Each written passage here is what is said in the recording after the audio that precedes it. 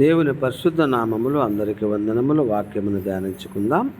మత్తయి సువార్త 12:35 నుండి, సజ్జనుడు తన మంచి ధననిధిలో నుండి సద్విషయములను తెచ్చును, దుర్జనుడు తన చెడ్డ ధననిధిలో నుండి దుర్విషయములను తెచ్చును. నేను మీతో చెప్పినది ఏమనగా, మనుష్యులు పలుకు వ్యర్థమైన ప్రతి మాటను గూర్చి విమర్శ దినమున లెక్క చెప్పవలసి ఉండును.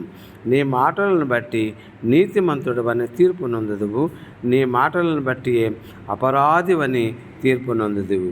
మరియు యాకోబు పత్రిక 3:8 నుండి, ఏ నరుడును నాలుకను సాధు చేయనేరడు, అది మరణకరమైన విషముతో నిండినది, అది నిరర్గళమైన దుష్టత్వమే.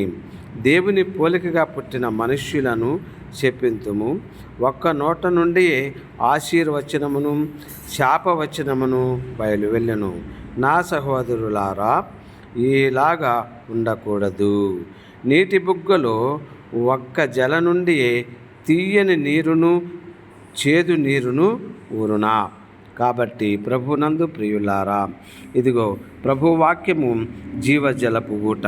అందులో ఆశీర్వచనములే పలుకవలసి ఉన్నది, కానీ శాపవచనములు కానీ ఇతరులను బాధపెట్టు మాటలు కానీ, ఇదిగో నరములు లేనటువంటి నాలుక ఎన్ని మెలికలైనను తిరుగునని సామర్థ్యను బట్టి, ఇదిగో దేవుని వాక్యం మనకు చక్కగా సెలవిచ్చుచు ఉన్నది. నీ మాటలను బట్టి నువ్వు నీతిమంతుడవా, అవినీతిమంతుడవా, నువ్వు మంచివానివా, నువ్వు దుష్టుడవా అని తెలుపబడుచు ఉంటున్నది. ఈ వాక్యమును మనము జాగ్రత్తగా ధ్యానించుకున్నట్లయితే, ఇదిగో మనము ఎదుటివారి పట్ల ఏ విధముగా దుష్టత్వమును మనం కలిగి ఉంటూ ఉన్నామో ఈ వాక్యమును బట్టి మనము తెలుసుకొనవచ్చును.